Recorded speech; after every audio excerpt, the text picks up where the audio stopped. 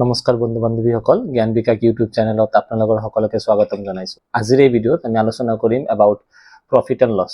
ঠিক আছে, আজি আমি প্ৰফিট এণ্ড লছৰ ওপৰত আলোচনা কৰিম। আমি চাম যে কিদৰে প্ৰফিট এণ্ড লছৰ প্ৰেক্টিকেলবোৰ ইজিলি আমি কৰিব পাৰোঁ। বহুত ভিডিঅ'ত চাইছো যে প্ৰফিট এণ্ড লছ কৰিবলৈ হ'লে কি কৰে, শ্বৰ্টকাট মেথড ইউজ কৰি লয়, শ্বৰ্টকাট টেকনিক্স ইউজ কৰি পেলাই প্ৰফিট এণ্ড লছৰ প্ৰেক্টিকেলবোৰ কৰিবলৈ চেষ্টা কৰে। কিন্তু সদায় শ্বৰ্টকাট মেথডটো ইমপ্লিমেণ্ট নহয়। কিছুমান ক্ষেত্ৰত আপুনি যদি শ্বৰ্টকাট মেথড ইউজ কৰে, কেতিয়াবা সেই ফৰ্মুলাবোৰ পাহৰি যোৱাৰো কিছুমান চান্সেছ থাকে। সেইকাৰণে আজি আমি চাম যে শ্বৰ্টকাট মেথড নোহোৱাকৈ আমি কেনেকৈ এটা প্ৰেক্টিকেল ইজিলি কমপ্লিট কৰিব পাৰোঁ। তো তাৰ আগতে আপোনালোকৰ কিছুমান বস্তু জানিব লগা আছে, কিছুমান নোটেশ্যন আপোনালোকৰ জানিব লগা আছে। চ' প্ৰথমতে মই ইয়াতে লিখিছোঁ CP। তো CP দি আমি কি বুজাওঁ? কষ্ট প্ৰাইচ বুজাওঁ, হয় না? CP দি আমি কষ্ট প্ৰাইচ বুজাওঁ। এতিয়া ষ্টুডেণ্টৰ মাজত কনফিউজন কি থাকে কি কষ্ট প্ৰাইচ আৰু পাৰ্চেজ প্ৰাইচ একে হয়। চ' এইটো একে নহয়, কষ্ট প্ৰাইচ আৰু পাৰ্চেজ প্ৰাইচ একে নহয়। পাৰ্চেজ প্ৰাইচটো বেলেগ হয়, পাৰ্চেজ প্ৰাইচ আৰু কি হয় কষ্ট প্ৰাইচ ইকুৱেল নহয়। এইটো মনত ৰাখিব, কেতিয়াবা কোৱেশ্যনত সুধিব পাৰে যে purchase price equal to cost price. তো purchase price is not equal to cost price. Yes, it is sometimes it may happen that the purchase price আৰু কষ্ট প্ৰাইচ একে হ'ব পাৰে, কিন্তু যে পাৰ্চেজ প্ৰাইচে সদায় কষ্ট প্ৰাইচে হ'ব সেইটো কথা নহয়। পাৰ্চেজ প্ৰাইচৰ লগত যেতিয়া আমি কিছুমান ডাইৰেক্ট এক্সপেন্সেছ এড কৰি দিওঁ, তেতিয়া এইটো কি বুলি কোৱা হয়? কষ্ট প্ৰাইচ বুলি কোৱা হয়। তো নেক্সটত আমি পাইছোঁ SP। SP আমি পালে কি পাওঁ? আমি সেলিং প্ৰাইচ। SP মানে আমি কি পাইছোঁ? Selling price. নেক্সট আমি P দি কি ডিনোট কৰি আছোঁ? P দি প্ৰফিট ডিনোট কৰোঁ। আৰু প্ৰফিট আমি কেনেকৈ পাওঁ? প্ৰফিট আমি পাওঁ যেতিয়া সেলিং প্ৰাইচটো কষ্ট প্ৰাইচতকৈ বেছি হয়, তেতিয়া প্ৰফিট হয়। আৰু L দি আমি ডিনোট কৰিছোঁ কি? L দি আমি ডিনোট কৰিছোঁ লছ। লছ সদায় কি হয়? লেছ দেন কি হয়? কষ্ট প্ৰাইচ হয়। তো ইয়াতে হ'ব কষ্ট প্ৰাইচ যেতিয়া সেলিং প্ৰাইচতকৈ বেছি হয়, তেতিয়া ইয়াতে লছ হয়। ঠিক আছে, এইকেইটাৰ ওপৰত আমাৰ কিছুমান কোৱেশ্যনত কি সোধে, কিছুমান পাৰ্চেন্টেজ ওলাবলৈ কয়, যেনেকৈ প্ৰফিট পাৰ্চেন্টেজ ওলাবলৈ দিয়ে আমাক, হয় না? কিমান পাৰ্চেন্টেজ প্ৰফিট হৈছে সেইটো আমাৰ ওলাবলৈ দিয়ে। তো এইটো হ'ব প্ৰফিট ডিভাইডেড বাই CP ইনটু 100। চ' মনত ৰাখিব, সদায় পাৰ্চেন্টেজবোৰ কষ্ট প্ৰাইচৰ ওপৰত ডিপেণ্ড কৰিহে ওলাব লাগে। যেনেকৈ যদি আমাক লছ ওলাবলৈ দিয়ে, তেনেহ'লে কি হ'ব? লছ ডিভাইডেড বাই CP, CP মানে কষ্ট প্ৰাইচ ইনটু কি হ'ব? 100। তো মনত থাকিব যে প্ৰফিট সদায় কাৰ ওপৰত ডিপেণ্ড কৰি থাকে? কষ্ট প্ৰাইচৰ ওপৰত ডিপেণ্ড কৰি থাকে। আৰু লছ সদায় কাৰ লগত ডিপেণ্ড কৰি থাকে? আমাৰ কষ্ট প্ৰাইচৰ লগত ডিপেণ্ড কৰা থাকে। কষ্ট প্ৰাইচটো আমাৰ বেছ প্ৰাইচ হয়, যাৰ লগত আমি কম্পেৰিজনটো কৰোঁ। সেলিং প্ৰাইচ কিমান, তাৰ লগত আমি কি কম্পেৰিজন কৰোঁ? কষ্ট প্ৰাইচ কম্পেৰিজন কৰোঁ, হয় নে নহয়? তো সেইটোৱে কৈছে যে প্ৰফিটে হওক বা লছে হওক, পাৰ্চেন্টেজটো সদায় কষ্ট প্ৰাইচৰ ওপৰত ডিপেণ্ড কৰিহে কষ্ট প্ৰাইচৰ ওপৰতে ওলোৱা হয়। এইকেইটাৰ বাহিৰতে আমি আমাৰ এই কোৱেশ্যনবোৰত কিছুমান টাৰ্ম পাম, যোনটো হ'ল মাৰ্ক প্ৰাইচ। ঠিক আছে, যেটো কি হয়, কি কোৱা হয়? মাৰ্ক প্ৰাইচ বুলি কোৱা হয়, বা ইনভয়েস প্ৰাইচ বুলি কোৱা হয়, বা এইটো লেবেল প্ৰাইচ বুলিও কোৱা হয়। Now what is mark price, invoice price or label price? চাওক, এটা প্ৰডাক্ট এটা আছে, আৰু প্ৰডাক্টৰ পিছত কি হয়? MRP দিয়া থাকে, হয় নে নহয়? যে MRP যিমান টকা থাকিব, সেইটো আপোনাৰ কি হয়? মাৰ্ক প্ৰাইচ হয়। MRP যিমান টকা থাকিব, সেইটোৱে আপোনাৰ মাৰ্ক প্ৰাইচ বা লেবেল প্ৰাইচ বা ইনভয়েস প্ৰাইচ।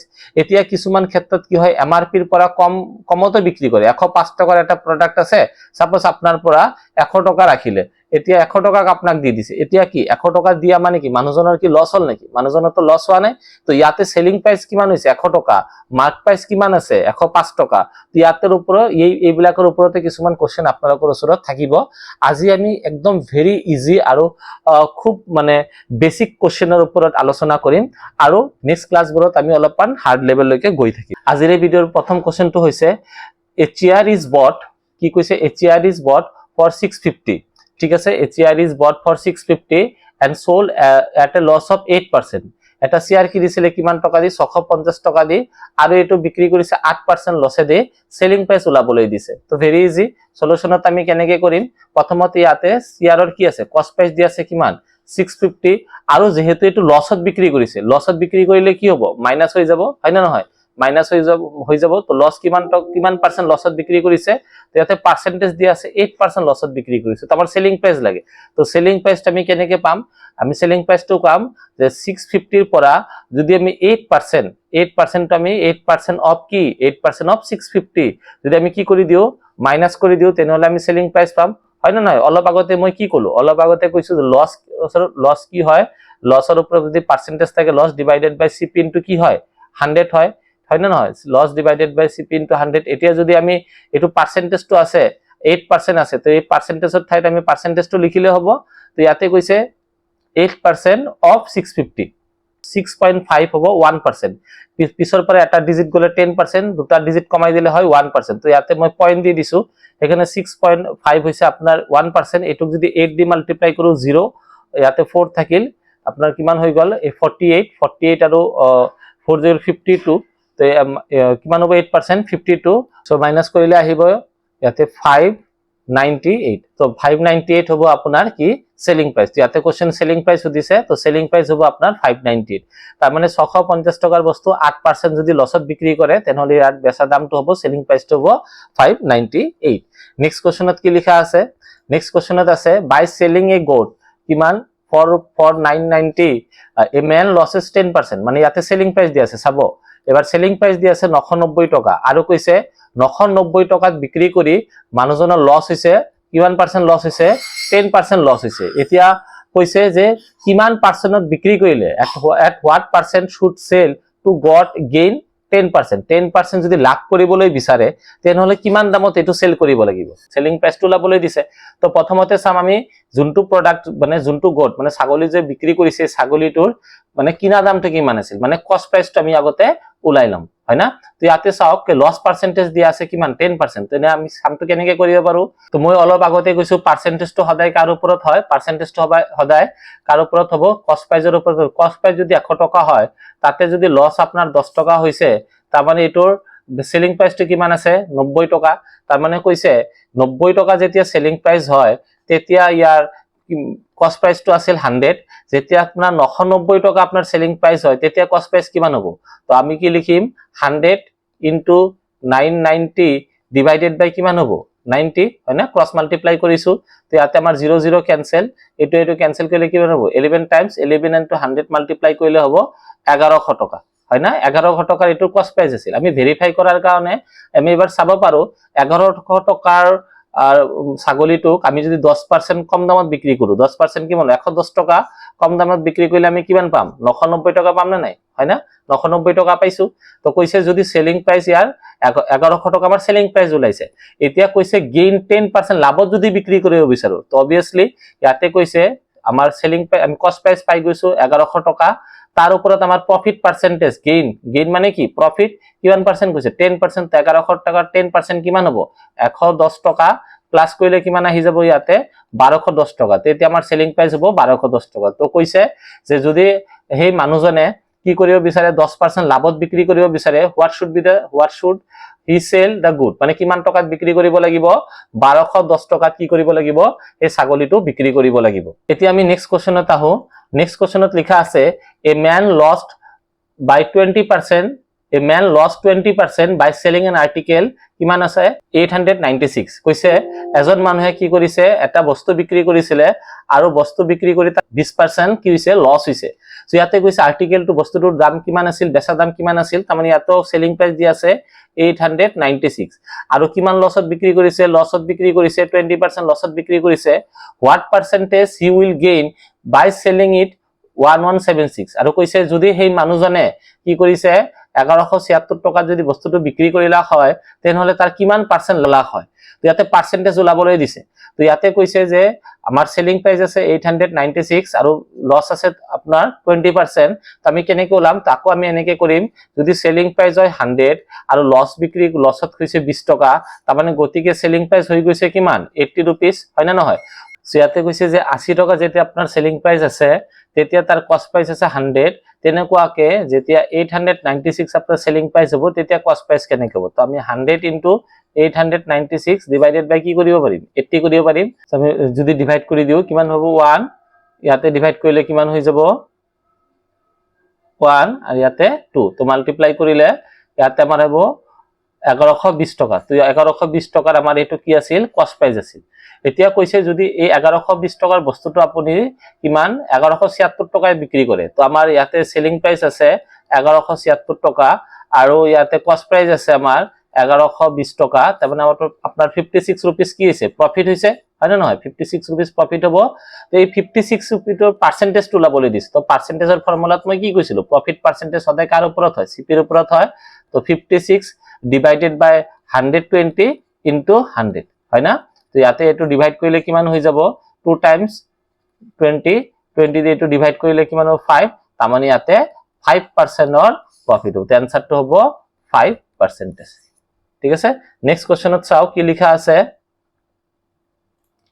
নেক্সট কোশ্চেনত আছে a man sold 2 cows for 25,500 each কি কৈছে দুটা গৰু বিক্ৰী কৰিছিলে আৰু এটা গৰুৰ দাম 25,500 টকাকে ৰাখিছে ওয়ান হি গেইন 20% এটাত তাৰ 20% লাভ হৈছে আৰু এটাত কি হৈছে 20% তাৰ কি হৈছে লস হৈছে find his gain or loss percentage in the whole transaction গোটে ট্ৰানজাকশনত তাৰ লাভ লসটো ওলাবলৈ দিছে তো ইয়াতে কি কৈছে সেলিং প্ৰাইস দিয়া আছে সেলিং প্ৰাইস এটা দুটাৰে সেলিং প্রাইস আছে সেলিং প্রাইস কিমান দিয়া আছে 25,500 টকাকে সেলিং প্রাইস দিয়া আছে তো কেস 1 টো আমি চাম প্ৰথমতে 20% মোৰ গেইন হৈছে হয় না ইয়াতে গেইন আছে কিমান পৰীক্ষাত আপোনাৰ ইমান লিখিব নালাগে just short form block use কৰিব মই বুঝাৰ কাৰণে দেখাইছো 20% আপোনাৰ কি আছে গেইন আছে তো ইয়াতে মই যদি এনেকে কও যে যদি আপনার 100 টাকা যদি আপনার কস্ট প্রাইস হয় গেইন পার্সেন্টেজ বা প্রফিট আছে আপনার 20 টাকা তার মানে সেলিং প্রাইস হয়ে যাব তোমার আপনার কিমান সেলিং প্রাইস হয়ে যাবে 120 টাকা তো ইয়াতে কইছে 120 টাকা যেতে আপনার কি হয় সেলিং প্রাইস হয় তেতিয়া কস্ট প্রাইস হয় আপনার কিমান 100 টাকা যেতে আপনার 25,500 টাকা কি হবে সেলিং প্রাইস হবে তার মানে সেই গৰুটোৰ কস্ট প্রাইস কিমান আছিল উলাব লাগিব তার মানে কিমান 100 into 25,500 divided by 120 সো আমি 2 দি ডিভাইড কৰি দিলো 2 দি ডিভাইড কৰিলে 6 টাইম ইয়াতে 2 দি ডিভাইড কৰিলে কিমান হ'ব 2 দি ডিভাইড কৰিলে 50 হয় না তাৰ পিছত আমি আকৌ ইয়াতে 2 দি ডিভাইড কৰি দিলে 3 টাইমস 2 দি ডিভাইড কৰিলে 25 3 দি যদি আমি এটো ডিভাইড কৰি দিও কিমান হ'ব 3 দি যদি ডিভাইড কৰি দিও তেনেহলে 8 টাইমস 24 হৈ গল 1 5 15 50 তো 25 আৰু এটো মাল্টিপ্লাই কৰিলে আমি কিমান পাম 85 আৰু 25 যদি মাল্টিপ্লাই কৰো 212 তো ইয়াৰ 21,250 হ'ব আমাৰ কস্ট প্ৰাইস প্ৰথম কেসৰ এতিয়া কেস নাম্বার 2 টো আমি চাম ইয়াতে লস কইছে তো যদি কো সিপি যদি আমাৰ 100 হয় আৰু লস আমাৰ কিমান আছে 20% তাৰ মানে সেলিং প্ৰাইস আমাৰ কিমান হৈ যাব 80 তো ইয়াতে কইছে যদি 80 আপোনাৰ সেলিং প্ৰাইস হয় তেতিয়া কস্ট প্ৰাইস হয় আপোনাৰ 100 যদি 25,500 টাকা আপোনাৰ কস্ট সেলিং প্রাইস হয় তেতিয়া কস্ট প্রাইস কিমান হ'ব 100 into 25,500 divided by কিমান হ'ব 80 এটো 20 দি ডিভাইড কৰিলে 4 টাইমস 4 টাইমস 20 দি ডিভাইড কৰিলে কিমান হ'ব 5 টাইমস হয় না আৰু এটো দি এটো মাল্টিপ্লাই কৰি দিলে কিমান আহি যাব 6375 এতে 6375 আৰু ইনটু 5 যদি কৰি দিও আমি আনসাৰটো কিমান পাম আমি আনসাৰটো পাম 31,875 তো এতিয়া চাওক ইয়াতে আমাৰ কিমান হল 21,250 আৰু ইয়াতে আমাৰ হৈছে 31,875 হয় না তেতিয়া আমি কি কৰিম আমাৰ টোটাল আমি টোটাল যেহেতু দুটাৰ কথা কৈছে টোটাল আমাৰ সেলিং প্রাইস কিমান হ'ব টোটাল সেলিং প্রাইসটো আমি চাইলো টোটাল সেলিং প্রাইস হ'ব 25,500 কে দুটা সেলিং প্রাইস দুটাৰ তেনেহলে আমাৰ হ'ব 51,000 আহিব আৰু আমাৰ কস্ট প্ৰাইস দুটাৰ কস্ট প্রাইস হ'ব কিমান হ'ব 21,250 টকা প্লাস 31,875 দুটা প্লাস কৰিলে আমি কিমান পাম দুটা প্লাস কৰিলে আমি পাম 53,125 এতিয়া চাওক দুটা বিক্ৰী কৰি পইচা আহিছে মোৰ তাতে 51,000 আৰু দুটাৰ কস্ট প্রাইস আছিল কিনা দামটো আছিল কিমান আপনার 53,125 তো ডেফিনেটলি ইয়াতে লস হৈছে তো লস কিমান টাকা হল 53,125 এর পৰা 51,000 যদি মাইনাস কৰি দিও তেনেহলে আমাৰ লস হ'ব 2,125 টাকা আৰ আমাৰ কোশ্চেন কি বিচাৰিছে লসটো বিচাৰিছে না লসৰ পাৰ্সেন্টেজ বিচাৰিছে তো কোশ্চেনটো আমাৰ কি বিচাৰিছে হোল পাৰ্সেন্টেজ হয় না কোশ্চেনটো আমাৰ কি বিচাৰিছে পাৰ্সেন্টেজ বিচাৰিছে প্ৰফিট বা লসৰ পাৰ্সেন্টেজ বিচাৰিছে আৰু যদি পাৰ্সেন্টেজ বিচাৰে তেনেহলে আমি কি কৈছো সদায় মনত ৰাখিব লসৰ পাৰ্সেন্টেজ ওলাব লাগে তো লসটো আমি উপৰত লিখিম 2125 আৰু কষ্টটো আমি কি লিখিম কষ্টটো সদায় বেছত আহিব তো কষ্ট আহিব 53,125 ইয়াতে কিমান আহিব ইনটু 100 সো এটুক যদি আমি ডিভাইড কৰি দিও কিমান পাম ইয়াতে আমি ডিভাইড কৰি দিলে কিমান পাম 25 টাইমস পাও আৰু 25 ক এটো ডিভাইড কৰিলে কিমান হ'ব 4 তেনেহলে আমাৰ আনসাৰটো হ'ব 4% আমাৰ লস is overall loss আমার 4% হইছে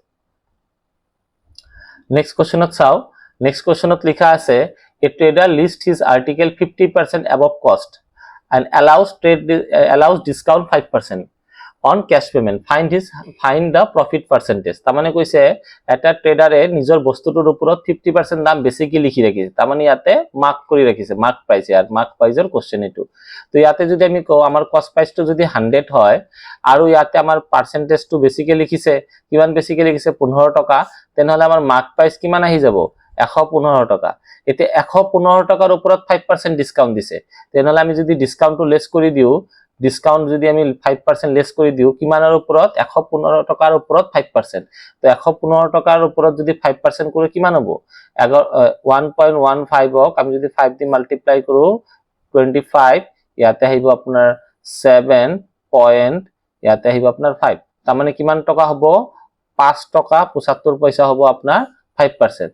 তো মাইনাস কৰিলে আমি কি পাম, এটো সেলিং প্ৰাইস পাম, এখিনি কম দামতে তো বিক্ৰি কৰিছে, তো আমি মাইনাস কৰি চাও আমাৰ কিমান টকা আহিব। তো মাইনাস কৰি চালে আমাৰ এনসাৰটো আহিব 109 টকা 25 পইচা। এতিয়া কৈছে যে মানুহজনৰ পৰা আমাৰ লাভ হৈছে না লস হৈছে, ফাইন্ড দা প্ৰফিট পাৰ্সেন্টেজ। আমাৰ প্ৰফিট হৈছে 100 টকাৰ বস্তু ইমানত বিক্ৰি কৰি আছো, পাৰ্সেন্টেজ ওলাবলৈ দিছে। তো ইয়াত আমাৰ প্ৰথমতে আমাৰ প্ৰফিট কিমান হল 109 টকা 25 পইচা আমাৰ সেলিং প্ৰাইস আছিল, আৰু কিনা দামটো আছিল মোৰ 100 টকা, 9 টকা 25 পইচা মোৰ কি হৈছে প্ৰফিট হৈছে, আৰু প্ৰফিটৰ পার্সেন্টেজ ওলাবলৈ দিছে। তো পার্সেন্টেজ যেতিয়া ওলাবলৈ দিয়ে তেতিয়া আমি প্রফিট পার্সেন্টেজ ওলাবলৈ দিলে আমি কি জানি পাও, প্রফিট টু ওপৰত গুচি যাব, তলত আহিব আপোনাৰ কষ্ট প্রাইস ইনটু হ'ব 100, সিম্পল। তেনেহলে কিমান হ'ব 9.25 ডিভাইডেড বাই আপোনাৰ ইয়াতে কিমান আহি যাব, কষ্ট প্ৰাইস কিমান আছে 100 ইনটু ইয়াতে হ'ব 100, তাৰ মানে 9.25 মানে 9 টকা 25 পইচা এই মানুহজনৰ কি হৈছে লাভ হৈছে। নেক্সট কোশ্চেনত চাও, নেক্সট কোশ্চেনত লিখা আছে a watch marked 180 is sold 171 কৈছে এটা ঘড়ীৰ দাম 180 টকা লিখা আছে, মাৰ্ক কৰা আছে, মাৰ্কিং প্ৰাইস আছে 180 টকা, আৰু ইয়াতে কি হৈছে 71 টকাত কি কৰিছে এটো বিক্ৰী কৰি দিছে। হোৱাট ৰেট অফ ডিসকাউন্ট, এটোত কিমান টকা ডিসকাউন্ট দিছে আমাৰ ওলাবলৈ দিছে। তো ইয়াতে চাওক, ইয়াতে কৈছে যে মাৰ্ক প্ৰাইস আছে আপোনাৰ কিমান, মাৰ্ক প্ৰাইস আছে আপোনাৰ 180 আৰু এটো সেলিং প্রাইস দিয়া আছে 171, তেনেহলে এটো ইয়াতে ডিসকাউন্ট আহি গল কিমান 9 টকা ডিসকাউন্ট আহিছে। এতিয়া ইয়াতে আমাৰ ৰেট অফ ডিসকাউন্ট ওলাবলৈ দিছে, চাওক ইয়াতে ৰেট অফ ডিসকাউন্ট ওলাবলৈ দিছে।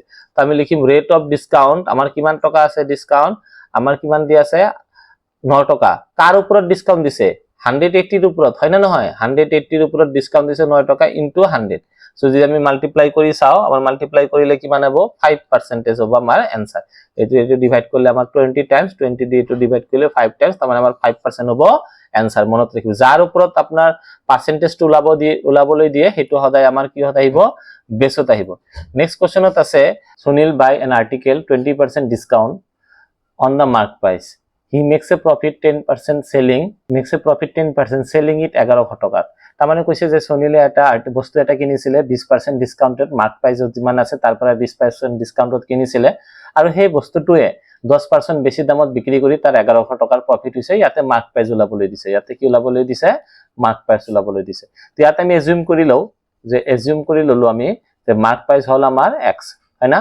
তেনেহলে সুনীলে কিনা দামটো কিমান হ'ব, মার্ক প্ৰাইসৰ ওপৰত 20% ৰেহাই পাইছে, তাৰ মানে কি 80% পইচাহে দিছে মাৰ্ক প্ৰাইসৰ, তাহলে 80 বাই কিমান হৈ যাব 100 ইনটু কি হ'ব x, তো ইয়াতে হ'ব আমাৰ 4/5x, হয় না, কিমান হ'ব 4/5x, এটো আমাৰ কিনা দাম।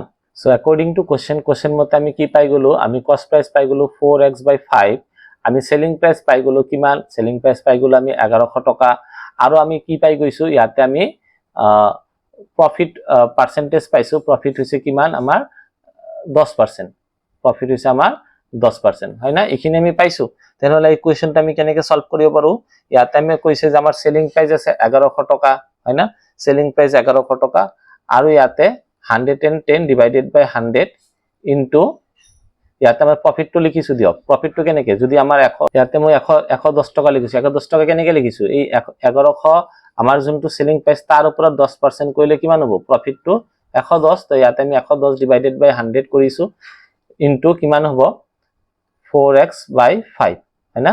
তো ইয়াতে আমি কোৱেশ্চনটো যদি সলভ কৰো তেনেহলে আমি x এৰ ভ্যালুটো কিমান পাই যাম, x এৰ ভ্যালু আমি পাম 1250 টাকা। তো এই কোশ্চেনত আমাৰ মাৰ্ক প্ৰাইসটো কিমান আহিব, মাৰ্ক প্ৰাইসটো আহিব আমাৰ 1250 টাকা। নেক্সট কোশ্চেনত কি লিখা আছে,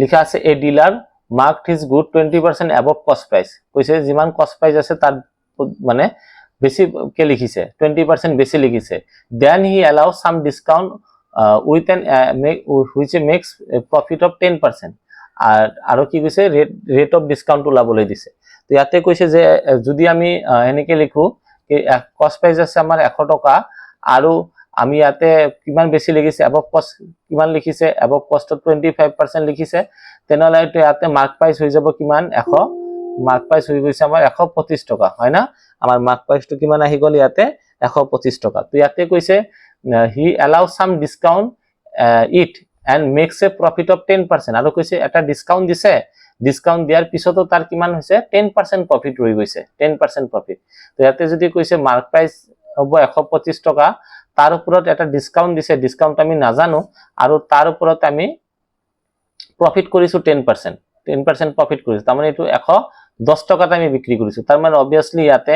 আমাৰ কিমান টকাৰ ডিসকাউন্ট হৈছে ইয়াতে আমাৰ ডিসকাউন্ট হৈছে 15 টকা এই ৰেটটো আমি এনেকৈ 15 টকা আমি কি দিছো ডিসকাউন্ট দিছো হয় না নহয় পালো না নাই মার্ক প্রাইস আছিল 125 টকা আৰু তাৰ ওপৰত আমি 10% প্ৰফিট কৰিছো প্ৰফিটটো সদায় কাৰ ওপৰত হয় প্ৰফিটটো কস্ট প্ৰাইসৰ ওপৰত হয় যদি কস্ট প্ৰাইস আমাৰ 100 টকা হৈছে তাৰ ওপৰত যদি আমি 10 টকা প্ৰফিট কৰো তেনেহলে আমাৰ ইয়াতে সেলিং প্রাইসটো কিমান ওলাই গল সেলিং প্রাইসটো 110 টকা সেই 110 টকাই মই ইয়াতে লিখিছো সেলিং প্রাইসটো মোৰ 110 টকা তামানে ডেফিনেটলি 125 ওপৰ 110 টকা গুছি গলে কিমান হ'ব 15 টকা মোৰ ডিসকাউন্ট তো 15 টকা মোৰ কাৰ ওপৰত ডিসকাউন্ট দিছো 125 টকাৰ ওপৰতহে ডিসকাউন্ট দিছো তো 15 টকা যদি 125 টকা 25 ৰ ওপৰত ডিসকাউন্ট দিছো তো কিমান পাৰ্সেন্টেজ দিছো পাৰ্সেন্টেজটো ওলাব লাগিব তো ৰেট অফ ডিসকাউন্টটো যদি মই ওলাও কিমান হ'ব ডিসকাউন্ট 15 টকা কাৰ ওপৰত দিছো 125 টকাৰ ওপৰত ইনটু 100 আমি যদি কৰি দিও কিমান হ'ব ইয়াতে 25 দি ডিভাইড কৰিলে 5 টাইমছ ইয়াতে 25 দি ডিভাইড কৰিলে 4 বাৰ যায় আৰু ইটো দি ডিভাইড কৰিলে 3 টাইমছ তাৰ মানে ইয়াতে